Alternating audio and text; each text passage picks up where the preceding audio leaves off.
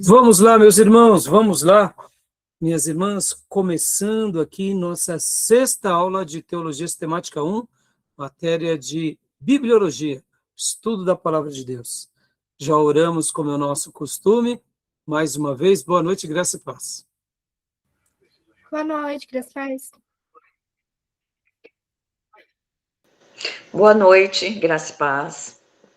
Boa noite, graça e paz. Boa noite, graça e paz. Boa noite, graça e paz. Vamos continuar estudando aqui o nosso livro-texto, livro do Gruden, tanto meu livro em papel quanto meu livro em Kindle. Hoje nós estamos no 5º capítulo, que é a inerrância das Escrituras. Vamos estar utilizando aqui o material do livro-texto, o resumo do Gruden, um slide também que eu criei em inteligência artificial aqui pelo Gemini Notebook, baseado nesse capítulo. Concluindo esse capítulo, migramos para o próximo e assim vamos paulatinamente. Temos ainda alguns outros capítulos da parte 1. Então, querendo Deus, tudo correndo bem, hoje é a nossa sexta aula. Teremos ainda mais outros dias. Creio que nesse módulo fechamos em 9 encontros, 9 dias de aula.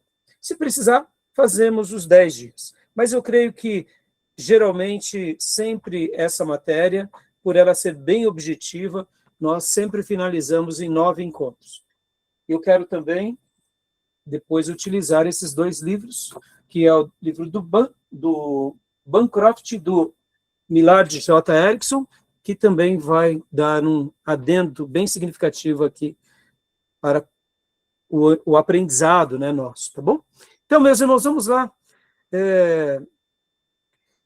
Gosto sempre de lembrar que as nossas aulas são gravadas para que vocês possam estar reutilizando esse material.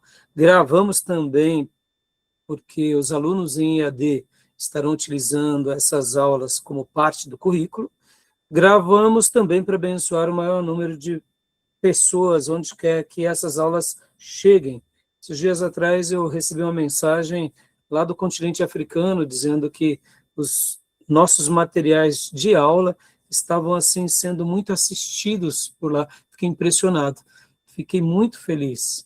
Então, não sei, né, aonde pode chegar essas aulas, então, ao mesmo tempo, gravamos para abençoar o maior número de obreiros, irmãos, seminaristas, professores, pastores, missionários, e também, quem sabe, pessoas que não conhecem a Bíblia, que ao estudar aqui conosco, possam ter um encontro com Cristo. Esse é o grande propósito nosso. É claro que essas aulas, a prioridade aqui, nesse primeiro momento, é o treinamento de cada um de vocês, treinamento dos obreiros, mas eu não duvido, meus irmãos, que Deus possa salvar pessoas, porque o nosso tema aqui principal é Jesus Cristo. E para falarmos corretamente de Jesus Cristo, vamos à palavra de Deus.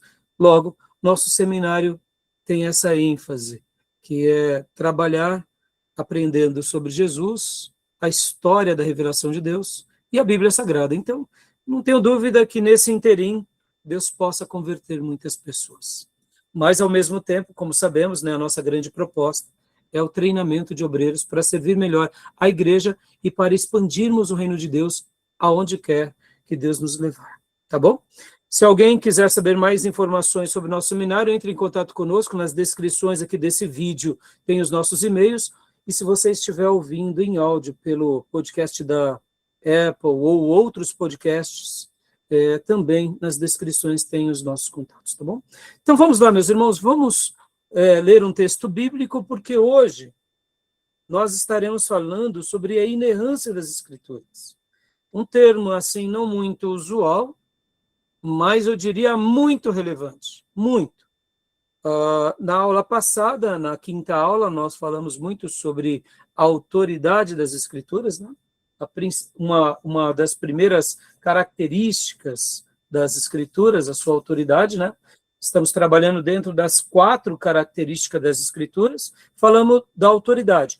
O Gruden, ele faz agora como se fosse um artigo extra, logo depois desse, sobre a inerrância.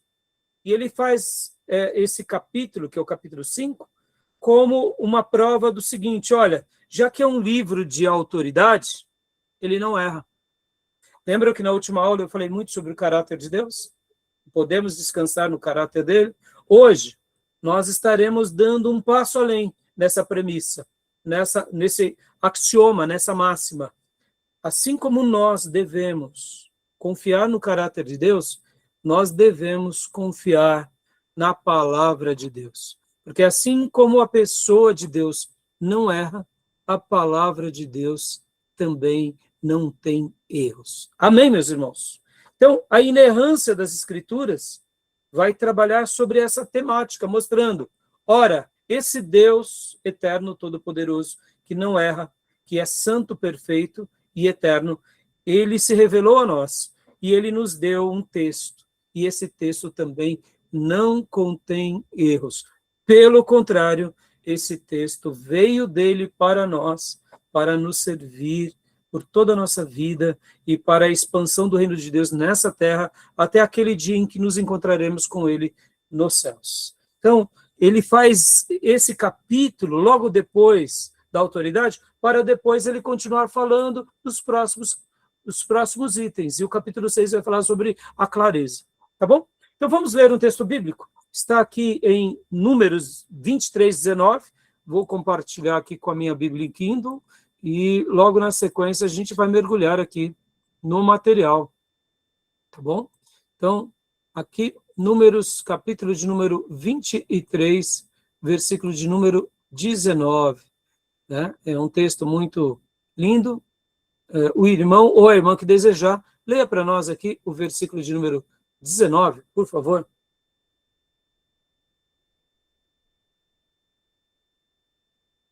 Vou ler aqui, 19.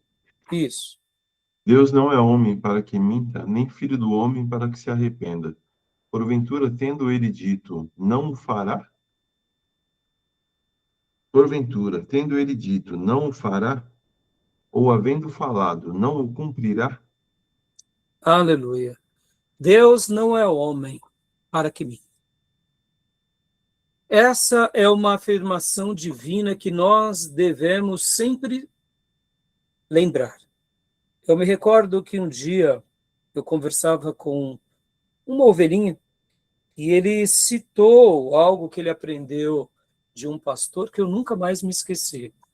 Ele disse assim que enquanto ele conversava com um pastor que ele conhecia, ele estava duvidando de alguns textos bíblicos, não pela dúvida mesmo, mas porque ele dizia, mas será que Deus vai realizar isso na minha vida? Será que eu sou digno disso que o Senhor está prometendo? Sabe, essa dúvida comum que paira muitas vezes no nosso coração? Porque nos sentimos pequenos, como muitas vezes o centurião romano ou a mulher cananeia, lembram? O Senhor disse para ela, olha, não é justo que eu tire o pão dos filhos e entregue para os cachorrinhos. Se nós fôssemos essa mulher, será que daríamos aquela resposta? Ou diríamos, tá bom, Senhor, realmente, né? Eu sou o vira-lata da pior qualidade. Mas ela não olhou para ela olhou para quem prometia. Porque na perspectiva divina, migalhas também são pães. Aleluia. Lindo, não? O pão é pão, mas as migalhas também são pães. Algumas migalhas na boca de alguns cachorrinhos podem matar a fome do cachorrinho. Então, que a gente possa pensar sobre isso e agir como ela. Mas, na prática, no dia a dia, na caminhada cristã, muitas vezes, nós não temos esse ímpeto que aquela mulher teve. A gente diz, mas eu sou muito pecador. Deus não vai fazer isso. Não porque ele não pode, mas na minha vida isso não. E tem vezes que achamos, sim, não, Deus não vai me atender. Ele prometeu, mas ele não vai me atender. E a gente fica vivendo essas, eu diria, pseudos incredulidades, E esse irmãozinho disse que o pastor disse assim para ele: olha, filho, ou Deus disse a verdade, ou ele é um grande mentiroso.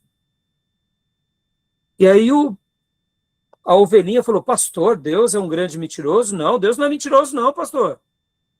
Eu falei: então por que você está duvidando? Se ele prometeu, ele vai cumprir. Amém, meus irmãos? E eu nunca mais me esqueci. Então, de vez em quando eu estou pregando, falando, quando eu pego um texto como esse, eu costumo dizer: olha, meus irmãos, não olhe para você, olhe para quem prometeu. Agora, se você está duvidando de quem prometeu, aí complicou, porque ou ele é verdadeiro e poderoso, ou ele é um mentiroso salafrário, né? Porque está prometendo algo que não vai cumprir. Geralmente, quando a gente tem, né, essa construção de opiniões, né? Será que Deus é um mentiroso? Será que ele é um cafajeste de ter prometido e não pode cumprir? Ou será que sou eu que estou sendo incrédulo? A gente chega logo à conclusão: ele não falha, ele não mente, ele vai sempre realizar o que ele prometeu. Amém, meus irmãos? Guardem isso no coração. O nosso Deus é o mesmo, de ontem, hoje e o será para sempre. Ele não mentiu, ele não errou, ele nunca falhou, logo basta a gente crer, porque na perspectiva divina, migalhas são pães. Pode ser um pouquinho, mas é o pouquinho que vai saciar a nossa fome. E o que Jesus disse para aquela mulher? Que ele não tinha encontrado fé tão grande em Israel. Ou seja, a fé daquela cananeia tocou o coração do Senhor. E o milagre aconteceu. A filha dela foi liberta do demônio e ela deu glória a Deus, porque na perspectiva divina, migalhas também são pães. Amém? Então vamos lá, meus irmãos, vamos lá. Aqui, como eu mencionei para vocês, né, deixa eu abrir aqui meu livro em Kindle para vocês, rapidinho, para mostrar, né? Nós estamos aqui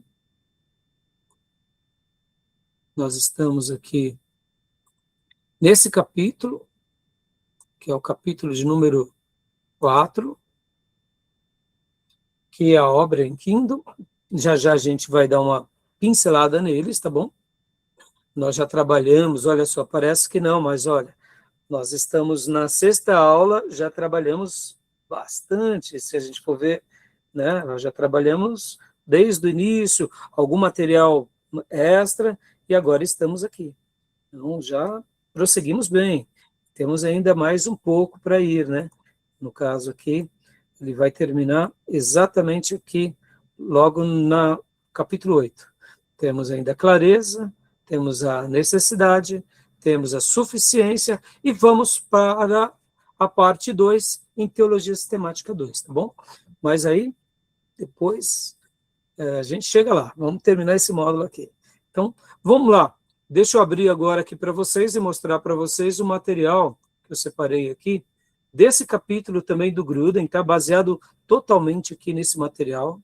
Então, é essa parte que eu quero mostrar aqui para vocês, que é o trabalho sobre autoridade, tá bom? Aqui, vamos lá ler. A inerrância das Escrituras, baseado aqui na obra do Grudem. A inerrância das Escrituras, a pureza da palavra na mesa de testes do ourives. Uma análise estrutural, histórica e teológica da fidedignidade absoluta da Bíblia. Capítulo 5 do nosso livro-texto de Teologia Sistemática do Grudem, né, dessa edição em Kindle, tá bom? Então vamos lá. Bom, um comentário rápido aqui, antes de mergulharmos no assunto. Bom, a aula passada ficou alguma dúvida? Alguém ficou com alguma dúvida de algum ponto? Tranquilo? Questão da autoridade? Alguém quer fazer algum comentário? Eu sou suspeito de falar, meus irmãos, mas, como eu mencionei, né? É meu playground. Então, hoje, crianças, vamos nos divertir no nosso parque de diversão, tá bom? É um parque de diversão isso para mim. Me divirto, irmãos. Eu acho que desde a introdução ao Novo Testamento já ficou meio esclarecido nessa autoridade da Bíblia, né? Sim, sim, a matéria, né, de introdução já dá uma boa prévia, né, Tomé? Elas se conversam, né? É. Porque no começo do Gruden que ele fala, né, que a autoridade dela é baseada nos escritos dos apóstolos, daqueles que andaram com os apóstolos, ou dos escritos que, de certa forma, eles mencionam, né, e atestam como escritura. E aí nós entendemos, né, Tomé, muitas vezes a importância dos apóstolos, da igreja primitiva, daqueles discípulos ali que caminharam com Jesus ou que foram treinados pelos apóstolos, e fica tudo tão claro, né? E também, meus irmãos, uma outra coisa, né? É por isso que quando alguns pastores eles são contundentes de dizer que os apóstolos foram só para o Novo Testamento e não mais para a história da igreja, a gente entende plenamente. Pode ver que historicamente, irmãos, depois dos apóstolos, só agora recentemente, no meio protestante, eles estão tentando resgatar o título apóstolo. Depois da reforma protestante ali com Lutero, Calvino, Zwinglio e tantos outros nomes, né, de peso, como o próprio George Whitefield, John Wesley, Spurgeon, ninguém advogava ser apóstolo, né? Agora, recentemente, no meio protestante, isso tem voltado à tona. Na primeira parte ali, antes da Idade Média, nos primeiros séculos, a gente vê a figura do bispo, arcebispo, e nasce a figura do papa dentro do romanismo. Mas percebam que até mesmo entre a igreja primitiva e a patrística, era o nome pastor ou bispo, que era o destaque, né? Não tinha, assim, a figura do papa. A figura do papa nasce, né, como aprendemos em História Eclesiástica 1, com Leão I, e depois vão surgindo outros, né, que acabam advogando para si essa responsabilidade da igreja.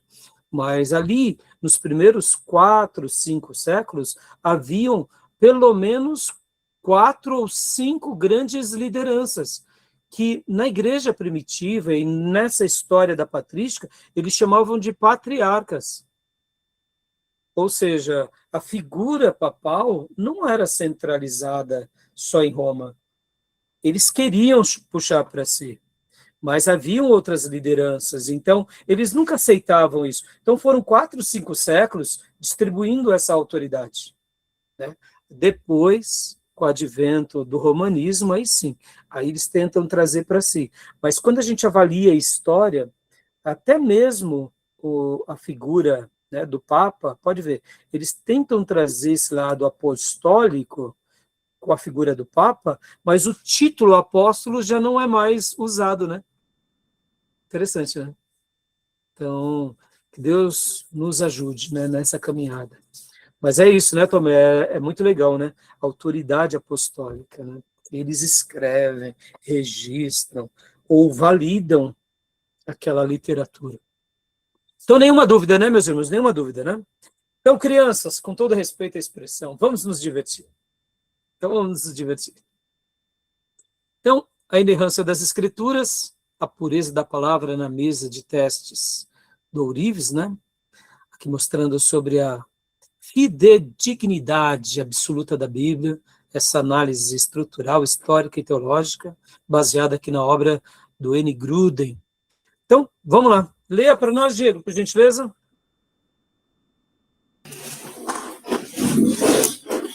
O padrão absoluto da verdade.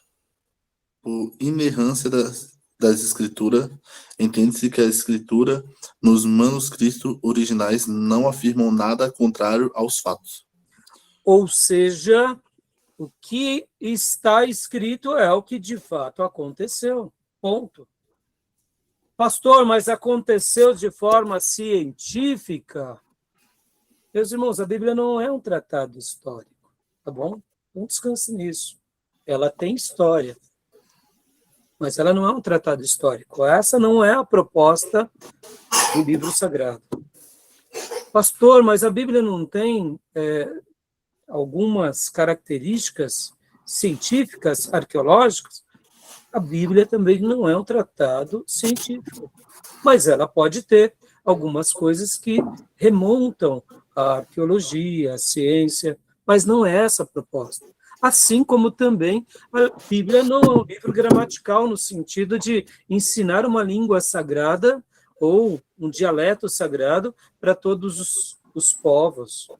A grande proposta foi Deus se revelar, ou Deus também deixar ali as suas instruções sagradas.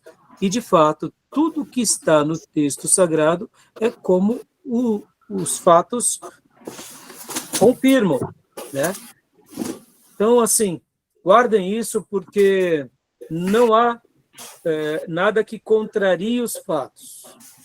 Eu me recordo que o pastor Enéas, quando ele lecionava para nós, ele dizia que um grande historiador, ele era ateu, e ele quis provar que a Bíblia era um livro errado.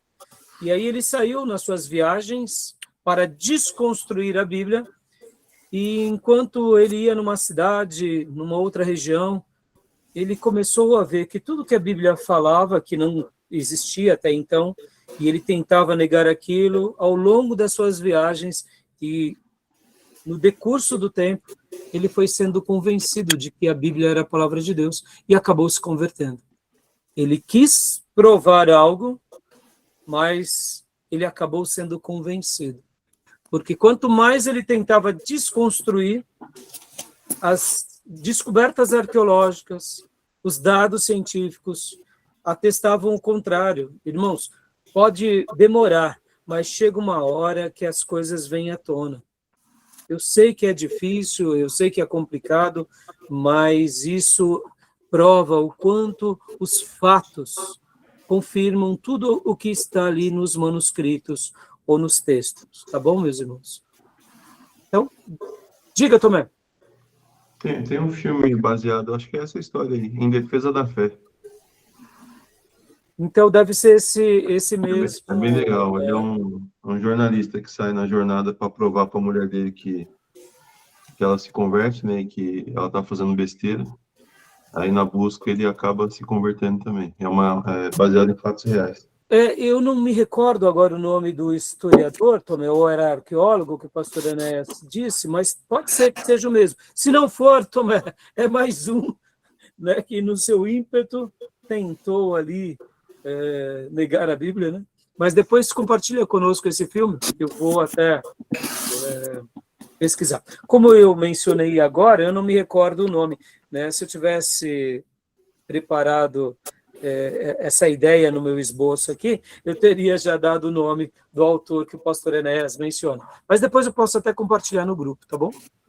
Então, o padrão absoluto da verdade. Na última aula, nós trabalhamos bastante sobre o caráter de Deus. Hoje, com o que o nosso irmão Diego acabou de ler, percebam que o caráter de Deus é igual ao texto das Escrituras. Por inerrância das Escrituras, entende-se que as Escrituras, nos manuscritos originais, não afirmam nada contrário aos fatos. Se o texto diz algo, é porque de fato aconteceu. Tá bom? Então, lê aqui para nós, Tomé, ou melhor, Diego, por gentileza. As palavras do Senhor são palavras puras, como prata refinada em sua fornalha de barro, depurada 7 vezes. Salmos 12:6. Princípio central. A inerrância concentra-se estritamente da gestão da veracidade e da falsidade no discurso. Se Deus não pode mentir, número 23:9, sua palavra não pode afirmar o erro. É simples assim. Ora, por que Deus mentiria? Se ele mente, logo abre um precedente para nós.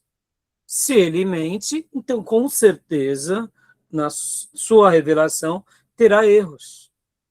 Então, Eu sei que, num primeiro momento, parece assim chover no molhado para quem foi treinado a pensar sobre isso. Mas, meus irmãos, muitas pessoas acham que Deus ele comete deslizes. Muitas pessoas acham que o texto sagrado tem deslizes.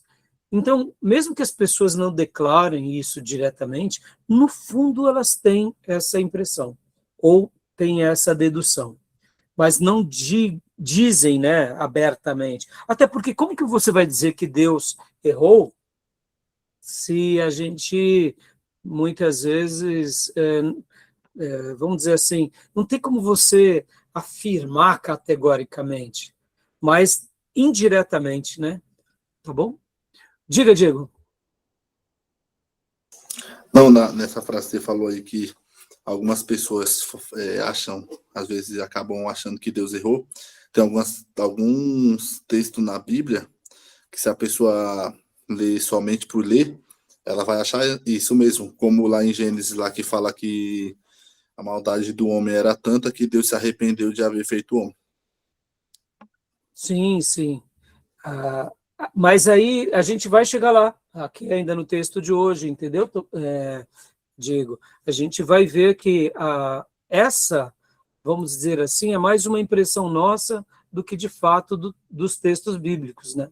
Porque, na realidade, o texto bíblico, ele nunca vai dar uma base para um erro divino. E quando parece que Deus errou, não é que ele errou, né? Porque a questão do texto ali, por usar a palavra arrependimento, mas aqui é muito fácil de ser entendido e compreendido. Mas ali abre precedente mesmo, né, Diego? Abre precedente. Muitas pessoas falam, se Deus se arrepende, logo, se ele se arrepende é porque ele erra. Porque eu também me arrependo dos meus erros. Mas ali, irmãos, até para já apaziguar o pensamento de vocês, a palavra no original denota outra coisa. Deus mudou de caminho. Simples. Deus escolhe um caminho e tem hora que Deus muda de caminho. O fato dele mudar, isso está inerente à sua pessoa e às suas escolhas. Ele caminhava com o homem, ele escolheu não caminhar mais com o homem na geração antes do dilúvio. Simples assim. Podem ver que não é assim que acontece conosco, numa certa medida. A misericórdia de Deus não está também sobre nós o tempo todo? Quando o cálice da ira de Deus transborda, o que é, senão Deus escolheu não mais caminhar conosco? É a mesma coisa. Então, se nós pegarmos essa análise pessoal, o familiar, e ampliarmos agora para uma geração, é a mesma coisa. Quando Deus diz, não, cansei. Vamos pegar um exemplo aqui também, numa proporção um pouco menor, porque na geração antes do dilúvio foram muitos séculos, né? Mas vamos pegar aqui, por exemplo, o povo de Deus da tribo do sul, com Jeremias. O que Deus tinha dito para Jeremias? Jeremias, para de orar. Engole o choro, Jeremias. Foi isso? Eu me cansei do meu povo. E agora o que resta ao meu povo é o castigo, e depois, como eu tenho planos bons para eles, eles vão aprender aqui em Jerusalém, no templo? Não, lá na Babilônia. E aí eu vou restaurá-los. E ali eles vão aprender. Deus mudou ou não de caminho? Deus destrói a própria casa dele, leva o povo eleito dele para ser humilhado pelos ímpios, para que por meio desse propósito esse povo aprenda. Deus mudou de caminho. Isso é arrependimento? Na perspectiva do termo em si, sim, mas quando nós entendemos o que Deus está fazendo, não é arrependimento como o nosso arrependimento. Porque o nosso arrependimento remete à ideia de pecado. Na perspectiva do Gênesis e de outros termos que estão no Velho Testamento, não é o arrependimento do pecado, é da escolha da direção.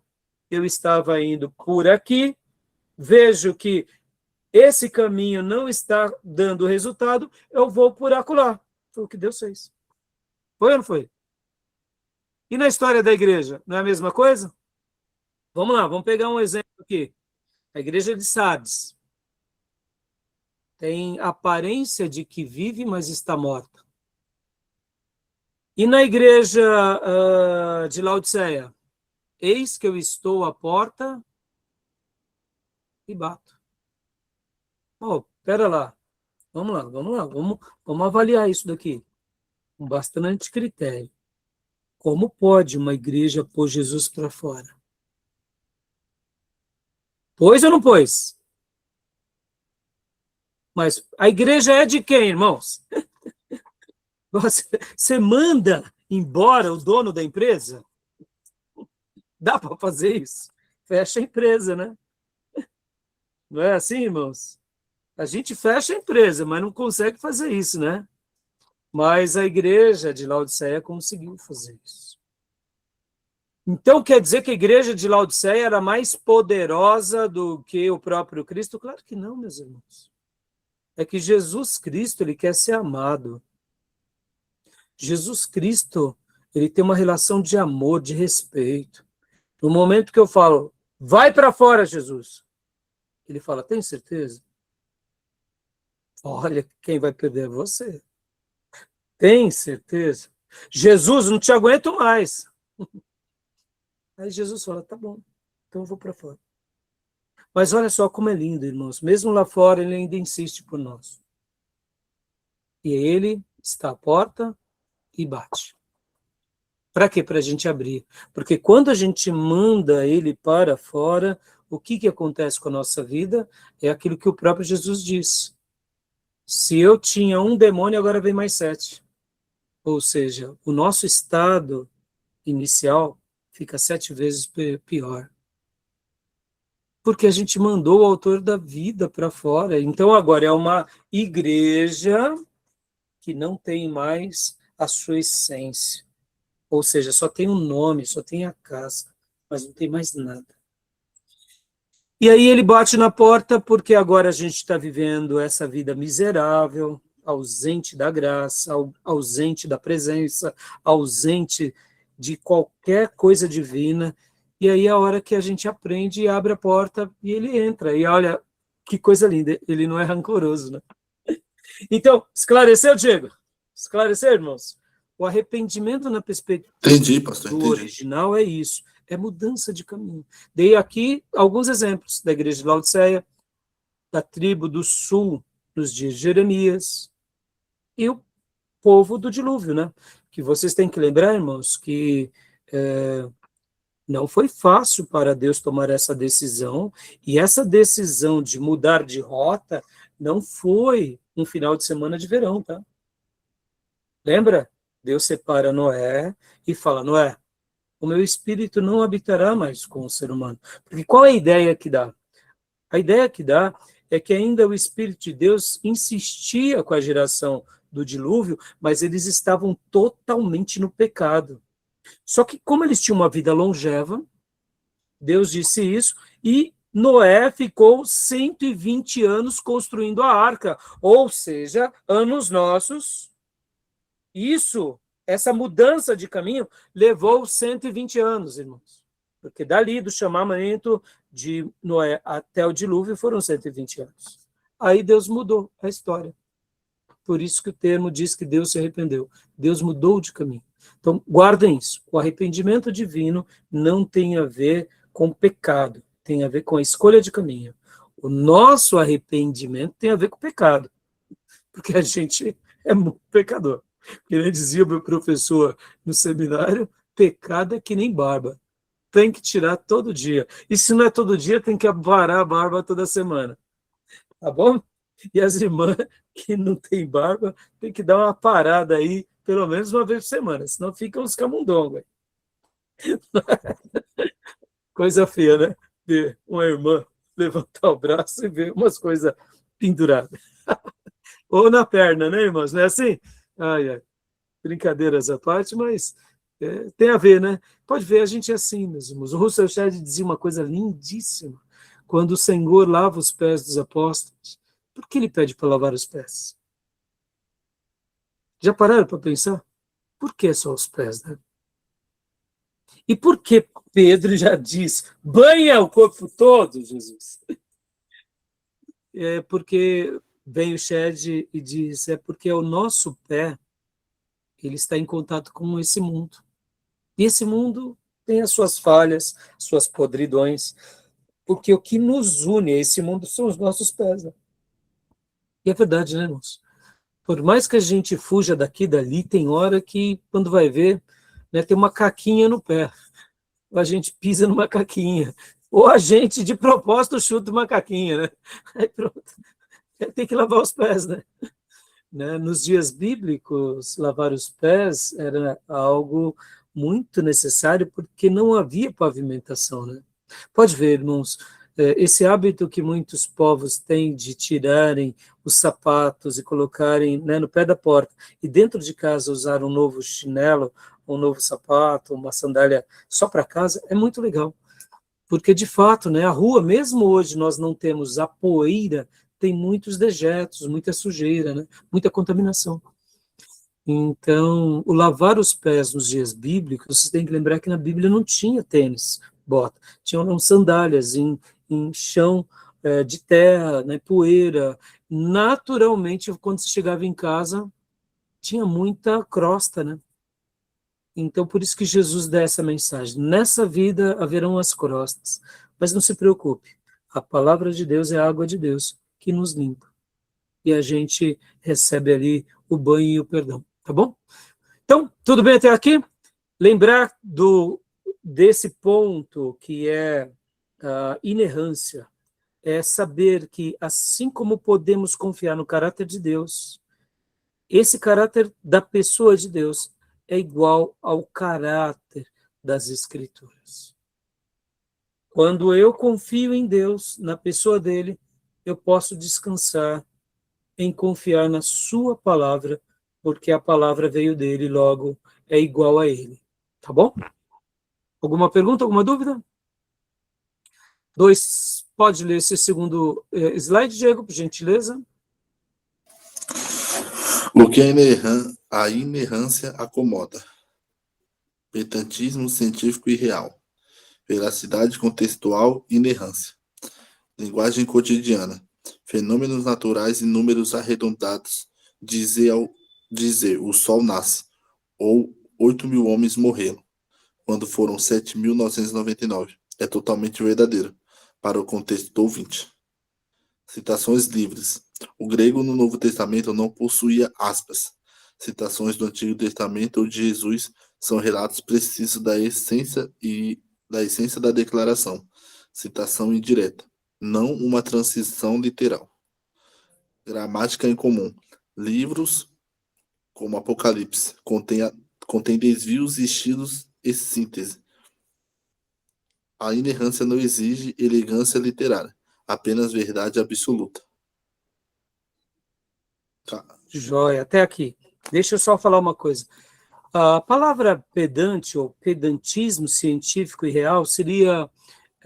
pedante é um adjetivo ou substantivo que descreve uma pessoa pretensiosa, que ostenta cultura, erudição e conhecimento, mas muitas vezes de forma exagerada, artificial, ou até mesmo sobre o que não domina plenamente. Sabe aquela demonstração de que sabe muito, mas não sabe nada? Isso é um pedante, tá bom? É uma pretensiosa ostentação cultural, de erudição ou de conhecimento. Então, aqui, o que o autor quis dizer sobre isso? Que as Escrituras, quando ela cita algo, ela não está querendo dizer dessa forma pretensiosa, arrogante, com conhecimentos rebuscados humanos. Não é isso. As Escrituras não acomodam isso.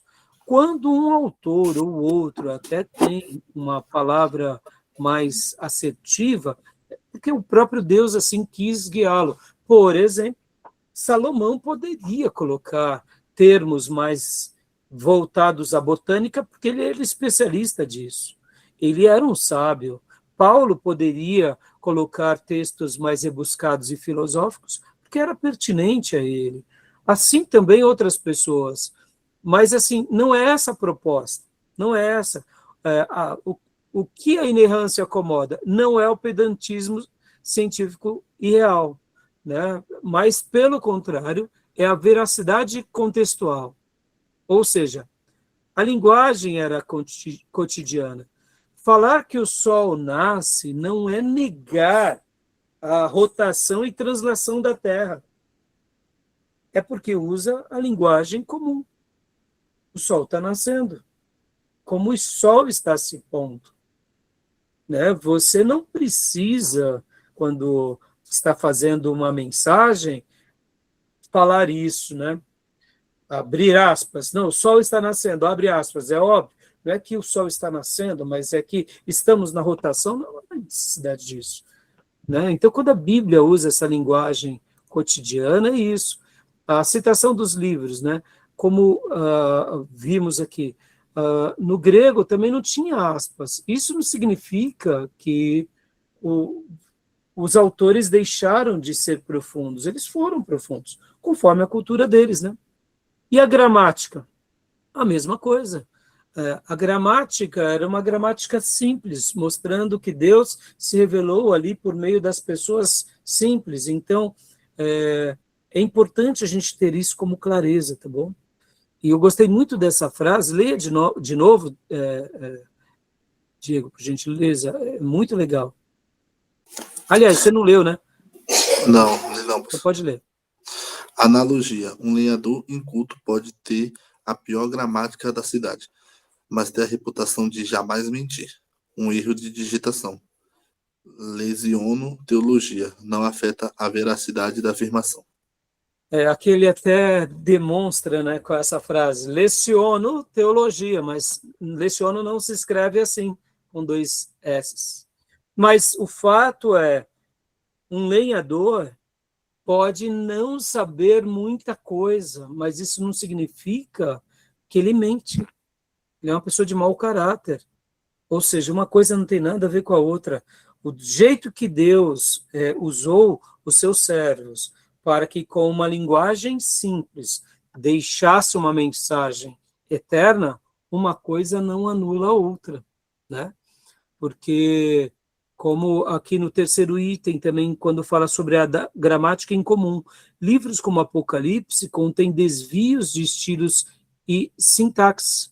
A inerrância não exige elegância literária, é apenas verdade absoluta. Ou seja, João não era um erudito, meus irmãos. Simples assim. E Deus quis se revelar para ele daquela forma. Nenhum problema. Tá bom? Tudo bem até aí? Tranquilo? Pastor, Pois não. nesse ponto, né, que fala uma pessoa que ela não precisa saber tudo. No caso também, o Gruden, ele está falando na primeira parte do livro sobre o que a teologia produz na gente, né? Automaticamente, se a gente está aprendendo correto a palavra de Deus, ela vai levar a gente a crescer espiritualmente, a ensinar pessoas corretamente. Pois que se a gente não está próximo das escrituras, a gente pode acabar em erro ou ensinar errado. Sim, é isso mesmo, filho. Né? É óbvio, filho, como uma mãe e um pai que eram simples, por exemplo, como muitas famílias brasileiras, pais analfabetos, o pai era um pedreiro, a mãe uma mulher ou do lar ou doméstica, que se convertem, não sabem ler e escrever. Isso significa que eles educaram errado o filho? Isso significa que eles aprenderam errado as doutrinas? Não, eles tiveram mais dificuldade. E olha, historicamente, meus irmãos, que coisa linda, milhares de pessoas aprenderam a ler e escrever a partir da Bíblia. Porque mesmo que eles nunca tivessem sido alfabetizados por uma questão das dificuldades, depois que eles se converteram, o que eles mais desejavam era conhecer as Escrituras. E aí, lá na igreja, pegando aulas, muitas vezes com obreiros ou professores, vagarosamente eles foram aprendendo a ler e escrever, e alguns anos aquele pai, aquela mãe, que eram analfabetos, passaram a ler e escrever. Ou seja, perceba, o fato das nossas limitações não impedem de aprendermos correto, aprenderemos mais vagarosamente, é óbvio, mas não quer dizer que também pararemos de aprender ou de ensinar. E aquela criança que são os filhos desse pedreiro e dessa doméstica? Claro que ele se tornará uma pessoa mais fluente, possivelmente uma pessoa estudada e, quem sabe, um universitário. Mas tudo começou com o papai, com a mamãe, crendo no Senhor Jesus, num lar que teme a Deus. Coisa linda, não? E um dado aqui curiosíssimo, viu? Essas pessoas aprenderam a ler nas versões mais tradicionais e coloquiais, tá bom?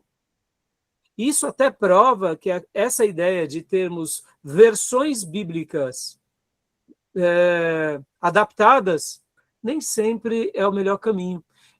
Não estou querendo dizer com isso que as editoras que fizeram versões como Linguagem de Hoje, por exemplo, cometeram um pecado, não é isso. Eles têm a utilidade e o propósito deles. No entanto, quando a gente vai fazer uma avaliação nua e crua, muitas pessoas aprendem a ler e escrever nas versões mais clássicas, naquelas mais difíceis, naquelas mais com termos mais arcaicos. Porque quando a pessoa tem um ideal, ela vai atrás. Tá bom, meus irmãos? E dizer que agora teremos uma nova versão popular, isso vai facilitar o aprendizado? Nem sempre. Quem sabe isso pode até acomodar, tá bom? Porque muitas vezes aquela inquietação, né? Por exemplo, circuncisão. Que palavra é essa? Né? Propiciação. Que trem é esse? A pessoa vai atrás. E aí ela desenvolve a sua capacidade cognitiva, tá bom? Mas, como eu disse, não estou criticando aqui quem fez as novas linguagens, mas as novas linguagens, elas são úteis só para um primeiro degrau. Não podemos parar nelas, porque se Deus quis se revelar, e essa revelação é uma revelação que não contém erros, na sabedoria de Deus, o vocabulário foi separado a dedo, tá bom? Guardem isso. Se Deus quis se revelar com algumas palavras, e naquelas palavras existem doutrinas, então que nós possamos nos adequar às doutrinas, nunca o contrário. Por exemplo, expiação, propiciação, redenção, reconciliação. Não são palavras a mais, são doutrinas. Se no vocabulário sagrado Deus deixou, ele tem um propósito. Ele não errou, né? Tá bom? Então é isso aí, Bia. Mais alguma pergunta? Mais alguma fala? Glória a Deus. Então vamos lá. Continue para nós. Diego, por gentileza. A falácia de fé e prática. A Bíblia não separa fatos históricos de verdades espirituais, segundo Timóteo 3,16. O peixe de Jonas, Mateus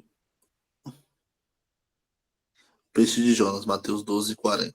Deixa eu só dar uma síntese aqui, ó. Confirmado pelo Novo Testamento, ou seja, tudo isso foi confirmado pelo Novo Testamento. Por que falácia da fé e prática? Vou explicar aqui o que o artigo do Gruden estava querendo dizer. Que muitos vão dizer o seguinte, olha, a Bíblia, ela tem erros. Ela, na realidade, só tem o propósito de ensinar sobre fé e a prática dessa fé. Ou seja, aqueles ensinos voltados à ética e à moral, não há erro. Mas aquelas histórias como essas, aí pode ler agora para nós, Diego. O peixe de Jonas, Mateus 12:40. Criação do mundo pela palavra, Hebreus 11:3. A jumenta falante de Balaão, 2 Pedro 2:16. Naamã curado da lepra, Lucas 4:27. 8 pessoas salvas na arca, 1 Pedro 3:20. O fogo e enxofre sobre Sodoma. Levítico, não. É Levítico, né? Eli? Deixa eu ver. A LC, É Lucas, né? Lucas. É Tá Lucas. aparecendo o E. Tá aparecendo Lucas. mesmo. Eu acho que ele colocou. Lucas 17, 29. Davi comenta os pães da presença. Mateus 12, do 3 ao 4.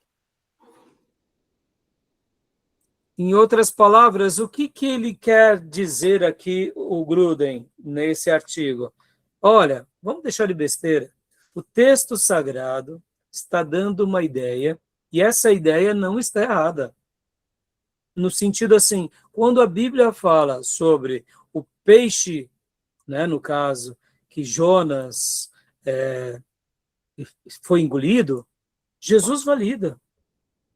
Como assim, pastor? Me explica melhor. Falácia. O que é uma falácia, irmãos? Deixa eu explicar o que é uma falácia. A falácia seria um jeito de enganarmos alguém de uma forma sutil, capciosa. Quando nós falamos assim, ô Diego, você mentiu. Nós estamos colocando que há algo que é verdadeiro e o que você está falando é a mentira, é o oposto. A falácia é uma mentira sagaz. É uma mentira que tem um propósito, muitas vezes, de nos ludibriar, de nos levar a algo que, de fato, não tem tanto erro, já que você entendeu, mas, ao mesmo tempo, tem um erro. Ou seja, é um jeito bonito e eufemístico de falar, é uma mentira. Ou seja, é com o propósito de nos levar à fé e à prática, que tem algumas histórias na Bíblia, mas desconsidere isso, porque onde já se viu alguém entrar dentro de um peixe e viver? Bom, irmãos, preciso relatar muito, né? Inclusive, esses dias eu vi até, foi muito curioso, irmãos, foi muito curioso. Depois vocês pesquisem aí nas redes sociais. Um pai está em alto mar com o filho, os dois estão andando de. Como que é o nome daquele barquinho pequeno? A canoa. Caiaque. Caiaque. E, de repente, meus irmãos, vem um peixe gigante, uma baleia, engole o filho, engole ele. E ali o pai está gravando, porque os dois estão ali, né, naquele passeio, e o menino depois é cuspido para fora e viraliza isso nas redes sociais. Foi uma loucura, parecia uma coisa de IA, irmãos. Né? Assim, então, eu vejo que Deus permite esses acontecimentos para mostrar o seguinte, gente, vocês estão aí na pós-modernidade, parem de duvidar da minha palavra. Olha aí, ó. E são várias histórias, né? De pessoas que passaram por experiências assim ao longo dos séculos. E mais recentemente algumas, né? Que a gente até comeu o caso desse rapaz. Então, quando a Bíblia fala sobre isso, é mostrando não que há um engano ali. Porque, meus irmãos, vamos lá. Por que algumas pessoas enveredam para esse tipo de pensamento? É mais ou menos que dizendo assim, olha, Deus não é muito diferente dos deuses gregos e romanos. Tem os seus erros, é Deus, mas ele tem as suas falhas. E na Bíblia também vai ter essas falhas. Só que aí, meus irmãos, não fecha para nós. Tá bom? Porque se a gente admitir isso, a gente está dizendo que a Bíblia tem algo de errado. Tá bom? Tudo bem até aí? Leia aqui para nós, Diego, conclusão. Conclusão. Se os autores do Novo Testamento confiaram nos menores detalhes históricos da narrativa, não existe uma categoria filtrada apenas pela fé e moral. Toda a escritura é o propósito total de Deus. Joia. No resumo do Gruden, ele coloca aqui, olha, eu vou até mostrar aqui para vocês, vou abrir aqui o resumo, que dá uma explicação bem legal. Ó.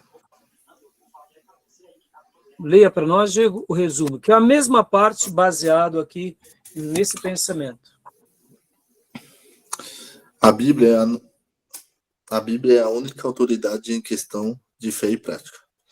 Uma das objeções mais frequentes é levantada pelos que dizem que o propósito das Escrituras é ensinar-nos em áreas que dizem respeito à fé e prática. ou seja, em áreas diretamente relacionadas com a nossa fé religiosa ou com nossa conduta ética. Essa posição abrirá a possibilidade de declarações falsas nas escrituras. Por exemplo, em outras áreas, tais como em detalhes históricos secundários ou em fatos científicos, essas áreas afirmam os que levantaram as objeções. Não dizem respeito ao propósito da Bíblia, instruindo-nos quando os que devemos crer e como devemos viver. Seus defensores muitas vezes preferem dizer que a Bíblia é infalível, mas hesitam em empregar a palavra inerrante. Interessante isso, não? Ou seja, eles vão dizer o seguinte, olha, a Bíblia é infalível, não tem erro, mas aqui, olha, será que realmente Jonas foi engolido por um grande peixe? Aí, meus irmãos, quando a gente entra nesse campo, sutilmente, a gente está preparando o coração das pessoas para que elas duvidem das Escrituras, e lembrem-se, duvidando das Escrituras, duvidarão de Deus. Quando não duvidam de Deus, duvidam das Escrituras. Quando não duvidam das Escrituras, duvidam de Deus. Ou seja, ficam sempre divididos. E atribuem as Escrituras não a algo espiritual, mas a algo humano. Ou seja, a Bíblia é só para fé e prática, em outras palavras, para uma vida de ética e de moral. Por essa razão, tantos irmãos nossos no passado se enveredaram para um cristianismo nominal, ou seja, eu sou cristão, mas não preciso da igreja. Eu sou cristão, mas não preciso orar, não preciso ler, não preciso de pastor, porque eu creio em Deus e sigo o meu caminho, porque eu não roubo, eu não mato, eu não traio a minha esposa ou meu marido, eu não pratico mal com ninguém, logo eu vou para o céu, porque para mim a Bíblia tem esse lado apenas de uma fé, pseudo-fé, e de uma prática humana, onde eu me torno um ser humano melhor. Ou seja, percebam onde o cristianismo vai sendo construído, ou melhor, vai sendo reconfigurado e automaticamente destruído. Porque qual que é a grande proposta, meus irmãos, de todas essas escrituras? É nos dar um novo nascimento. É uma nova vida. É espiritual, é mental, é cognitiva, tem fé e prática, mas atinge a nossa vida completa. Quem pensa dessa forma, como eu disse há pouco, pelo lado ético e moral, ele muitas vezes ele emancipa a vida dele. Como assim, pastor? Por exemplo, bom, eu vou para a igreja, eu vou para o culto, eu vou para a missa. Lá na missa eu tenho que ser bom. Lá no culto tem que estar tudo correto. Mas segunda-feira de manhã, no mercado de trabalho até sexta-feira, ali eu não posso usar os meios da Bíblia. Lá eu sou um engenheiro, eu sou um advogado, eu sou um juiz, e aqui é as leis dos homens. Mas no domingo de manhã, ou no domingo à noite no culto, é a lei de Deus. Eu te pergunto, dá para a gente fragmentar? E aí onde entra também sacerdotes assim. Não, lá na igreja eu prego com erudição, falo da Bíblia, mas no dia a dia, na semana a semana, eu vivo como eu quero. Eu me lembro de um pastor, meus irmãos, que ele dizia o seguinte, que quando ele ia para o culto, ele colocava a auréola e as asinhas. Aí quando ele saía do culto, ele guardava a auréola e as asinhas e levantava o chifrinho. Ô, meus irmãos, desculpa, meu. Esse pastor nunca tinha se convertido, concorda?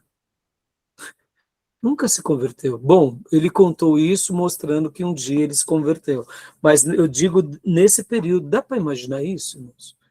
Vocês entendem o perigo de uma fé nominal? No primeiro momento, sejamos honestos, irmãos, é melhor conviver com europeus, americanos, que têm valores éticos e morais elevados, ou com sul-americanos e brasileiros? É óbvio que é com o americano, é óbvio que é com o europeu, porque eles têm uma vida ética e moral muito elevada. Isso admitamos, é assim mesmo. Mas eu digo, isso basta para o verdadeiro cristianismo? Não. Percebam que o cristianismo ele pode até reconfigurar a nação, mas o que importa é cada geração passar pelo novo nascimento para que a fé não seja simplesmente um atributo humano, social, normativo nessa sociedade. É por essa razão que muitas vezes as igrejas elas acabam vivenciando a experiência de Laodiceias. Eles se esquecem do primeiro amor. Ou de Éfeso, né? Ou melhor. Eles se esquecem do primeiro amor e eles vivem o princípio de Laodiceia. É uma fé morna, né? E aí onde vem a repreensão do Senhor, para que a gente não seja morno, porque o morno está a ponto de vomitar da boca. Percebam que o nosso dever como ministros, como professores, como pastores, obreiros, é termos uma vida de significado espiritual e passarmos para a próxima geração essa mesma vida. E assim, né, as demais gerações vão dando continuidade. Porque se nós formos frouxos na transmissão do nosso legado, a próxima geração, quem sabe, terá uma fé também nominal. E é isso que é o perigo. Tá bom? Tudo bem até aqui? Tranquilo? Então, é uma falácia ou não é? Essa é a ideia. Tá bom? Então, meus irmãos, vamos para o intervalo. A gente vai continuar aqui nos dilemas dos manuscritos perdidos aqui em diante. Tá bom? Alguma pergunta, alguma dúvida, meus irmãos? Pastor, Pode falar. você falou aí do pastor que colocava a Zazinha e a Aurela. Eu lembro de uma vez que contaram a história do pastor do terno amarelo. Já ouviu essa história? Não, conta aí para nós, eu não conheço Pastor não. do terno amarelo, que quando ele colocava o terno amarelo, ele era uma benção. Falava em línguas, orava, pregava. Mas quando ele tirava o terno, aí ele falava palavrão, batia na esposa, era aquela coisa. E aí quando ele morreu, o pessoal viu o terno dele subindo para o céu, porque o terno dele era santo e ele não era. Muito legal, muito legal. Ai, ai. Joia, gostei, gente, gostei. Isso aí.